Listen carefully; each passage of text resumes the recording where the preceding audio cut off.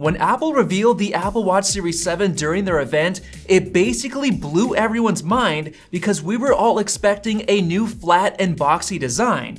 But Apple came out and did the complete opposite. They made it more rounded than ever before. And this obviously caused a lot of drama because Jon Prosser and Ian Zelbo were banking on this new boxy design, and they received a ton of hate comments because they got it wrong. And their response to the actual design was that they were absolutely confused with what the heck happened with the boxy design. Apparently, they actually saw multiple leaked images from various sources of the flat sides, so they were certain that it was gonna end up being the final design. Even I was 100% sure that this would be the design of the Series 7 because the actual CAD files of the design were leaked and they perfectly matched up to the renders that Ian Zelbo created. On top of that, multiple sources in the supply chain agreed on the new boxy design, and even Mark Gurman himself corroborated the new flat sides. And he's probably the most reliable Apple leaker out there. And what's incredibly weird is that Mark Gurman previously reported that the display would be flatter, not more rounded like Apple just did with the Series 7. He even said that it would feature a new lamination technique to bring the display closer to the front cover glass, which makes sense for a boxy design, but no, Apple actually made it further away by increasing the thickness of the glass, which doesn't seem to make sense. And on top of that, Mark also mentioned that it would receive new internals, including a faster processor. But nope, we didn't get that either. He also mentioned that the Series 7 would have updated ultra-wideband technology, but no, Apple didn't mention anything about that. And a few days before the event, Ming-Chi Kuo mentioned that the key selling point of the Series 7 is the dramatic change in design, which is the most significant change ever with the flat edge and narrow bezel design, and that's obviously not what we got. So what in the world happened? Well, there's a theory going around that Apple completely fooled all of the leakers by putting out the boxy CAD files to weed out the leak sources. But that is actually false, and I'm gonna prove it to you in this video. Because of all the weirdness surrounding the Series 7's design, I decided to do some investigative journalism, and I can now confirm that Apple had to cancel the boxy design of the Series 7 at the last minute and scramble for a new solution just before the event. And this story begins with the weirdness surrounding the event and release date. For the first time ever, Apple revealed the watch without giving us an official release date. They simply said later this fall, which is incredibly weird. And even worse, for the first time ever, they didn't give us any tech specs at all on their website. So I ended up doing a ton of research on Twitter, and I found something completely shocking. The Apple developer Steve Troughton-Smith was digging through the code and discovered why Apple didn't talk about the chip this year. Apparently, that's because it uses the same S6 chip as last year's model. The Series 7 apparently doesn't even get a new model number. It's still listed as T8301, which has never happened before. And this means that the internals are basically identical. Apple simply tweaked the chassis and that's it. And another developer, Guilherme Rambo, believes that the leakers were actually right all along, but something went wrong at the last minute and it was too late to be fixed, so Apple had to improvise. And this brings us to a wild chain of leaks that explain the entire situation that occurred with the Series 7. On August 31st, we received a report from Nikkei Asia that the Apple Watch Series 7 production has been delayed due to quality issues. Apparently, small-scale production began the week prior and they encountered critical challenges in reaching satisfactory production performance. And this next detail that they shared is about to be the nail in the coffin for this video. 3 sources said that the current disappointing production quality could be attributed to the complexity of design, which is, quote, significantly different than that of previous generations of the watch. and the assemblers found issues when putting together electronics modules, components, and displays. Just take a look at the design of the new Series 7 and tell me that it looks significantly different, because it doesn't. It's almost exactly the same design. Now, these renders of a boxy design look significantly different, and that's why I think made them run into all of those issues. Now, another thing the report mentioned is that they had trouble putting the different components together, and the only way that would make sense is if the entire layout was changed and redesigned completely. In fact, the faster S7 chip was leaked for a while now in the supply chain, including by Mark Gurman himself. And it was even rumored to come with a new double-sided design, which was meant to provide space for a larger battery and other components. But guess what? Mac Rumors just came out and confirmed that the Series 7 will come with a rebranded S7 chip package, which is literally identical to the S6 chip in terms of the CPU layout, the performance, the same 32 gigs of storage, the same Bluetooth 5.0 spec, and the same U1 ultra-wideband chip. And this totally goes against everything that Mark Gurman said about the S7. So what if there is actually an S7 chip somewhere out there that is faster and features a double-sided chip design, which was destined for the new boxy watch design?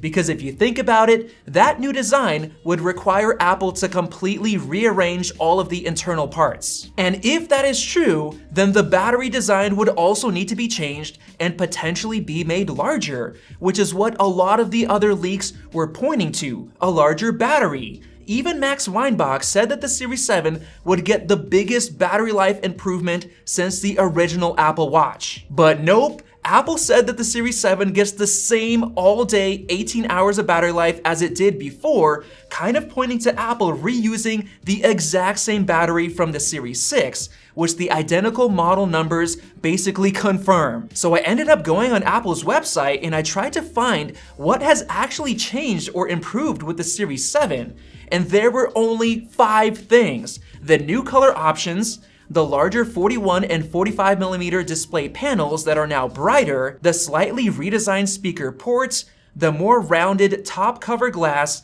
and the charging architecture that is now faster. That's it! Nothing else has changed. So I got to thinking and I realized that the charging system is completely irrelevant to the design of the watch, because Apple had to make sure that you can reuse the old charging pucks that are included in many third-party accessories like this expensive 3-in-1 charging stand. So I ended up reading the entire Apple Watch Series 7 product page on Apple's website, and everything else that Apple showed off was related to software features, including the new Apple Watch faces. So from an internals and specs standpoint, the Series 7 is basically identical to the Series 6, so it kind of proves that Apple actually had to scrap the real Series 7 at the last moment and improvise a totally new solution. And guess what? Just a couple of days before the event, it was confirmed that Apple overcame the Series 7 manufacturing issues,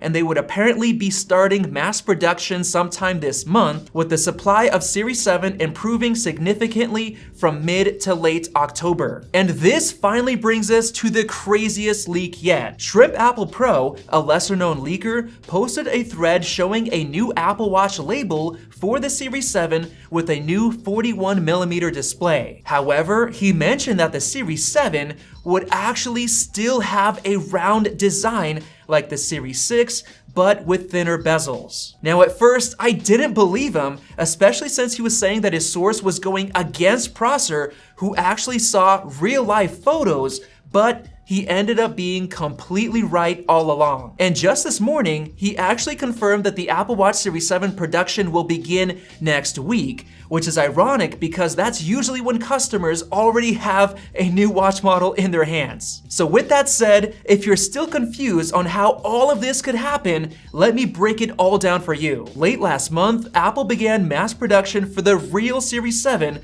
but they ran into issues with putting all of the components together, like Nikkei Asia reported on August 31st. So Apple scrambled to figure out what they could do to resolve the issues and still ship a new Apple Watch this year, which is what all of their investors are expecting. But here is where the massive problems began. The new S7 chip with the totally redesigned double-sided package has already been produced in mass numbers, and it doesn't fit in the Series 6 design, so they had to scrap the new chip and go back to the S6 chip. But making it even worse, Apple already mass-produced the new 41 and 45mm display panels that were now meant to be used alongside a new flat cover glass design, which would perfectly fit the new boxy Series 7 design that we saw in the renders. On top of that, Apple already created new watch faces to take advantage of the larger displays,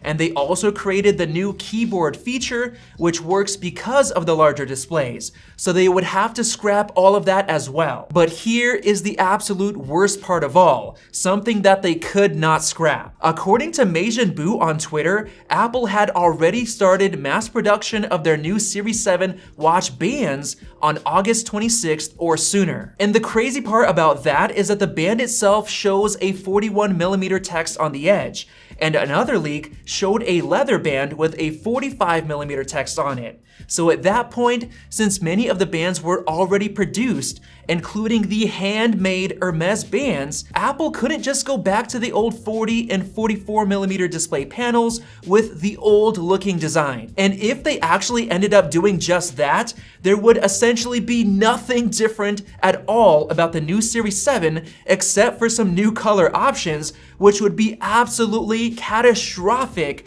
since everyone on the internet is expecting a full square redesign. So here is what Apple did in the short couple of weeks between the discovery of the production issues and the announcement from Ming-Chi Kuo that the issues have been solved. Just a few days before the actual event happened, Apple scrambled to figure out a way to integrate the new 41 and 45mm display panels into the old Series 6 design with all of its internals and everything else. But the major issue is that the new display panels simply wouldn't fit inside of the current cover glass that the Series 6 is using because it's already at its physical limits. So here is how Apple did it. Because Apple had to scrap the boxy redesign, instead of making the flatter display closer to the front cover glass like Mark Gurman leaked, they ended up completely changing the front cover glass and giving it a completely flat base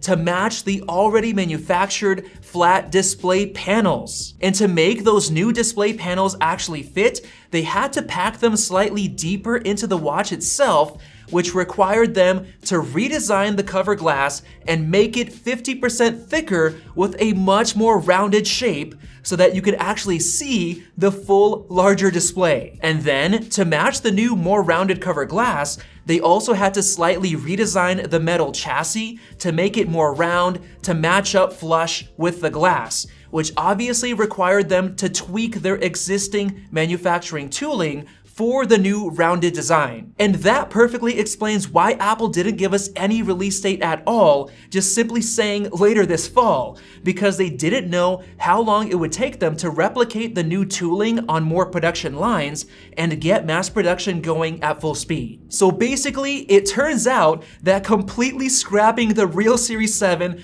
was Apple's solution to the production issues. They were able to keep the already produced larger display panels, they kept the already produced Apple Watch bands, they kept the new larger watch faces and the keyboard feature, and they still gave us a new design. The only downside is that they had to scrap all of the new internals, including the faster double-sided S7 chip, the larger battery that was leaked, the updated ultra-wideband chip that Mark Gurman leaked, and obviously much more. So if you're gonna tell me that Apple did all of this just to crack down on leaks and embarrass John Prosser and Ian Zelbo, I don't believe you. Apple holding back on a release date and official tech specs absolutely hurts them. And these delays are actually really bad for Apple's bottom line because they're losing out on quarterly sales numbers the longer they wait to ship the watch. And just the fact that last year, Apple held a September event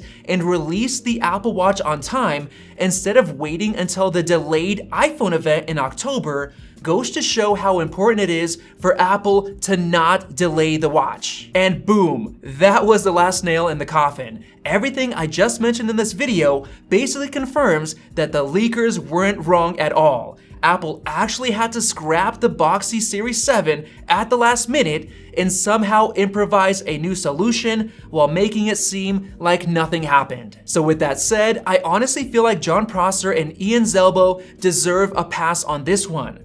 So stop giving them a hard time because of Apple's production freak accident, and let's all hope we get the real flat-sided Series 7 with the faster chip next year with the Series 8. And to finish off this crazy video, Leaks Apple Pro explained it in the perfect way. Apple had to go back to the old design because of problems with the new one. That's why there's nothing new. That's why it has the same CPU, the same model number, and it's taking longer to ship. The leakers were right. So hopefully you enjoyed this video, and if you did, go ahead and click that circle above to subscribe for more videos like this one, and definitely check out our new merch like our classic Apple product icon shirt down in the merch shelf below. Thanks for watching, and we'll see you in the next video.